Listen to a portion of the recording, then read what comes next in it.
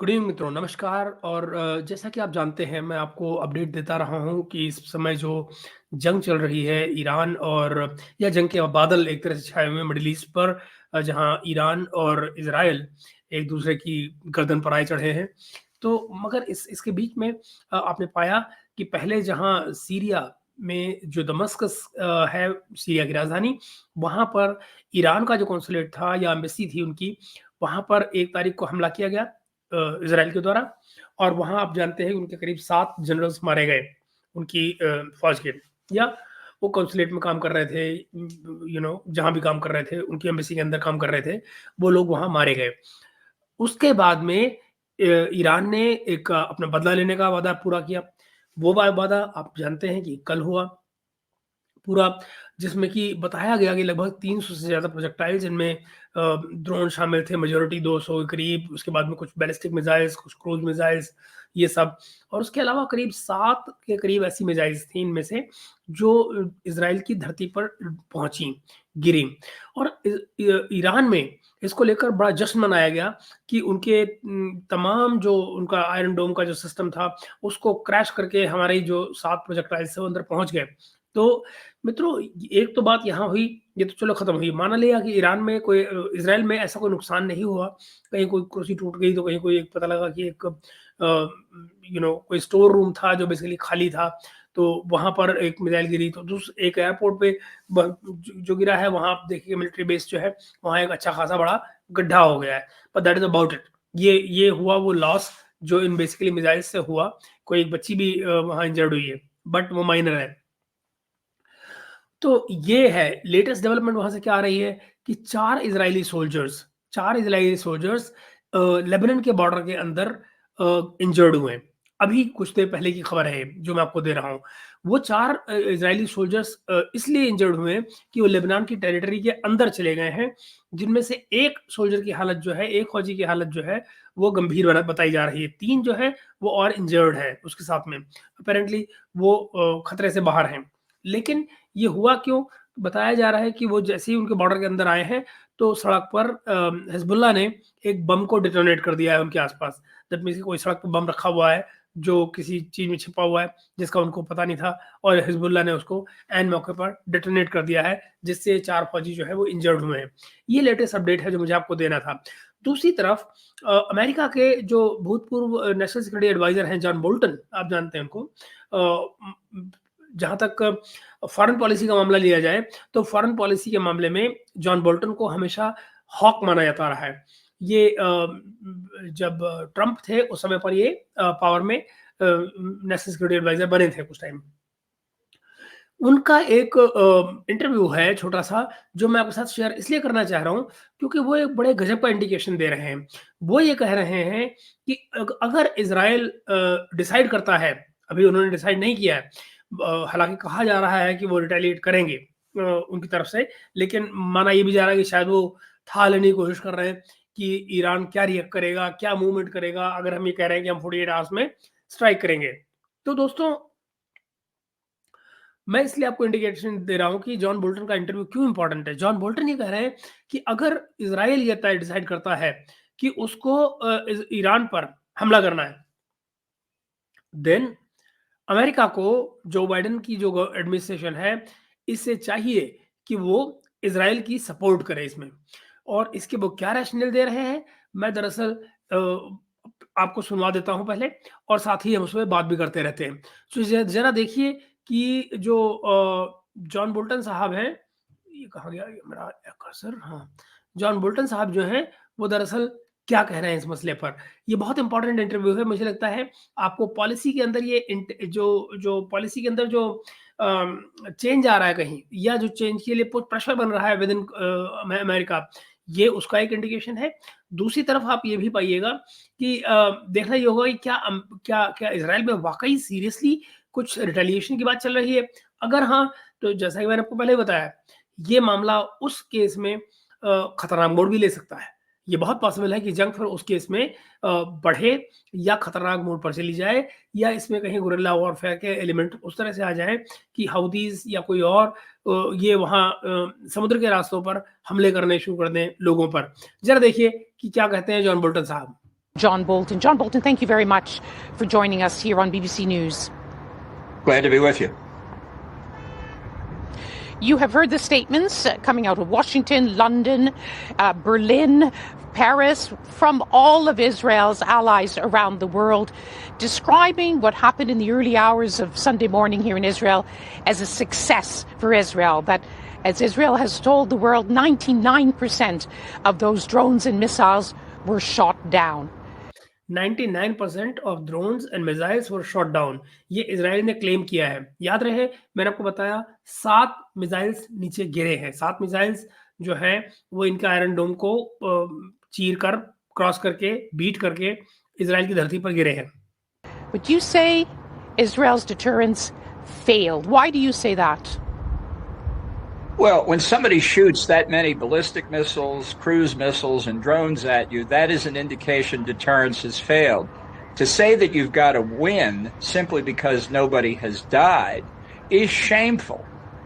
It encourages belligerent, aggressive dictatorships like Iran to strike again. And by the way, there's a very important piece of news in the Wall Street Journal citing official U.S. sources that approximately 50% of the ballistic missiles that Iran launched either failed at launch or crashed before they got far enough. ये बात सही है। इसके कुछ videos भी सामने आए हैं कि बहुत सारे जो ड्रोन्स हैं वो विद इन ईरान की टेरिटरी में जब उनको फायर किया गया है तो वो वहीं के वहीं क्रैश कर गए हैं। तो उनके जलते हुए बहुत सारे वीडियोस सामने आए हैं।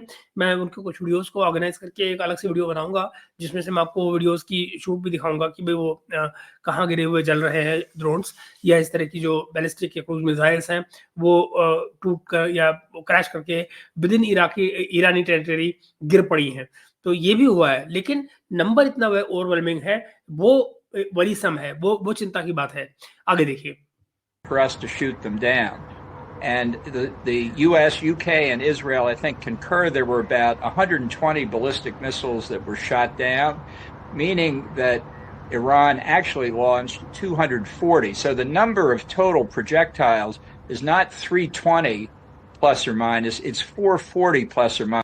440 plus minus, 440 plus minus, not 320 as claimed.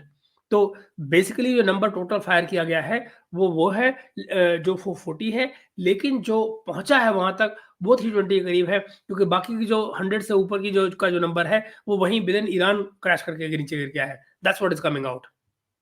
And I'd like to hear from one politician from the United States, from Britain, from Germany, from any source you want, that would say, yes, well, you know, if the United States had been targeted by 440 projectiles, we would exercise restraint. We wouldn't respond. You know, we all know what leaders in Britain and the United States would do. And to call on Israel not to act in further self-defense, I think is reprehensible.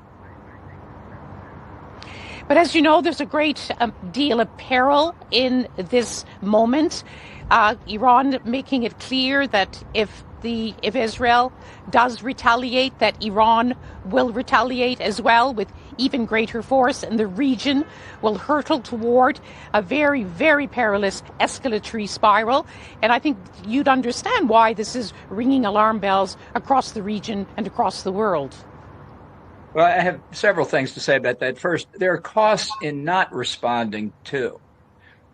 And to come back to my analogy about what would happen if the United States were attacked, what if after Pearl Harbor, people had said to us, now exercise restraint, we don't want a wider war in the Pacific, do this slowly and calmly. It just isn't going to happen. And let's talk about what really threatens not just Israel, but the Gulf Arab states and the whole world, and that's Iran's nuclear weapons program. We know that on Saturday night, Israeli authorities warned their citizens in a number of locations to take precautions near military bases in Tel Aviv and Jerusalem, and also at Dimona, which is where Israel's nuclear reactor is.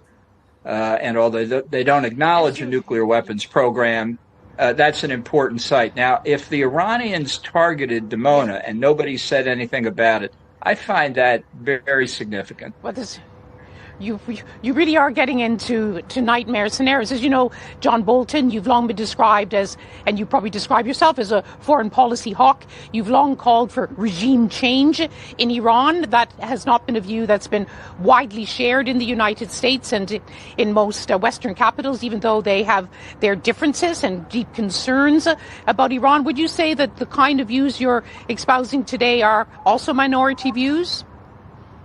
Well, I don't think there are minority views in the Republican Party. And frankly, I think support for Israel in America is much higher than it is in the United Kingdom, Germany, or most countries in Europe. The point here is that Israel has been under attack from Iran since October the 7th, not directly until Saturday night, but through Iran's terrorist proxies, Hamas, the Houthis, Hezbollah, Iraqi and Syrian Shia militia But groups. Israel has ये बात तो सही है, ये बात तो सही है, इसमें कोई दो राय नहीं है कि इजराइल लगातार अंडर अटैक रहा है, चाहे वो हिजबुल्लाह हो या हाउदीज हो या और तरह तरह के जो ग्रुप्स हैं जो ईरान फंडेड हैं या ईरान सपोर्टेड हैं, वो लोग वहां पर लगातार कॉन्स्टेंटली अटैक करते रहे हैं या उनके इंटरेस्ट को चोट पहुंचाते रहे हैं इजराइल के। ये बात तो बिल्कुल जायज़ है। तो उस केस में फिर जस्टिफिकेशन बनता है। अगर आप लॉन्ग रन में लगातार उनको प्रिक करते रहे हैं तो किसी न किसी एक स्टेज पर फिर ये रीजन बनता है कि अगर उनको लगा कि ये जनरल्स वहां बैठे हुए हैं दमिश्क में और उनको एलिमिनेट किया जा सकता है क्योंकि वो लोग बाकी लोगों को प्रॉक्सीज को तैयार कर रहे हैं या मार रहे हैं, तो उसको फिर सेल्फ डिफेंस का ही एक्ट कहा जाएगा। नहीं, एनीवे आगे सुनते हैं। Also it's not been a one-way street, as you know. This has been a shadow war with two sides. Yeah, there was a shadow war, indeed, in the aftermath of Hitler's attack on Poland on September 1, 1939. There was a frozen conflict in Western Europe. Who was to blame? Who's the aggressor here? It's Iran. It's Iran that has armed, equipped, trained, and financed Hamas, the Houthis, Hezbollah, and the Shia militia groups. It's Iran that has launched a ring of fire strategy around Israel. It's Iran that wants hegemony within the Islamic world. So there isn't any doubt who the culprit is here. John Bolton, I wish we had more time, but it's good to have you on the. जी मित्रों, तो ये है वो scene जिसका कि मैंने आपको जिक्र किया कि ये सीन अब जो है वो खतरनाक होता जा रहा है। और अगर ये मान लिया जाए कि जो कुछ जॉन बोल्टन कह रहे हैं इसको अमेरिकी एडमिनिस्ट्रेशन में भी सीरियसली सुना जाए और अगर ये बात मानी गई कि इजराइल जो है वो अटैक करता है ईरान पर, स्पेशली अगर वो कहीं न्यूक्लियर फैसिलिटीज पर अटैक करता है, that is going to be very very huge news. और मैं आपको फिर एक खतरा याद दिलाता हूँ, वो ये कि जब ये डिफेंसिव एक्शन यानी कि ईरान की जो तमाम भेजे हुए प्रोजेक्टाइल्स थे उनको जो रोका गया है, उनमें अब नाम ये भी आया कि सऊदी अरेबिया ने उसमें पार्टिसिपेट किया है। यानी कि Iran will have justifiable reasoning to actually do something in Saudi Arabia as well. और अगर ऐसा होता है, आई होप नॉट, बट अगर ऐसा होता है तो आप जरा सोचिए कि ये गेम कहाँ का कहाँ जा सकता है, ये खेल का स्केल जो है वो किस लेवल तक जा सकता है, वो भयानक है। तो मित्रों, ये छोटा सा अपडेट था, मुझे लगा आपको ये देना जरूरी है क्योंकि ये अभी ये अपडेट आ रही है और जिससे मुझे ये अंदाजा होना शुरू हुआ कि शायद अमेरिका में भी एक तबका है जो डिफरेंटली सोच रहा है, जो उस लाइन पर नहीं चल रहा है जो सुनने में आ रहा है डिफरेंट सोर्सेस से कि बाइडेन ये कह रहे हैं कि जो इजराइल है वो रिटेलिएशन ना करे और अगर करेगा तो अमेरिका सपोर्ट नहीं करेगा। ये बात बार बार सुनने में आ रही है। लेकिन जो जॉन बोल्टन कह रहे हैं, डोंट फॉरगेट जॉन बोल्टन का कहना क्यों इंपॉर्टेंट है, क्योंकि तमाम सर्वेज ये बता रहे हैं कि जो नेक्स्ट प्रेसिडेंट की जो पॉपुलैरिटी है, यानी कि ट्रंप साहब के जो आने की बात हो रही है, वो really it's a realistic position now और उनके आने की उम्मीदें बढ़ रही हैं। अगर ऐसा होता है तो आप देखिए जॉन बोल्टन अगेन किसी पोस्ट में बैठे हुए होंगे और again he will be the one guiding policies in America, especially foreign policies. तो मित्रों, ये मामला थोड़ा सा अब मुझे डाइसी होता लग रहा है और ये भी ना भूले कि ये इलेक्शन ईयर है और जॉन बोल्टन का बाहर आके बातें बोलना मतलब ये है कि रिपब्लिकन पार्टी की जितनी जो कैडर है विद इन अमेरिका वो इस आर्गुमेंट को बाय करेगा। क्योंकि वो अपनी बात को बड़ा एलिब्रेट तरीके से आपके सामने रख रहे हैं।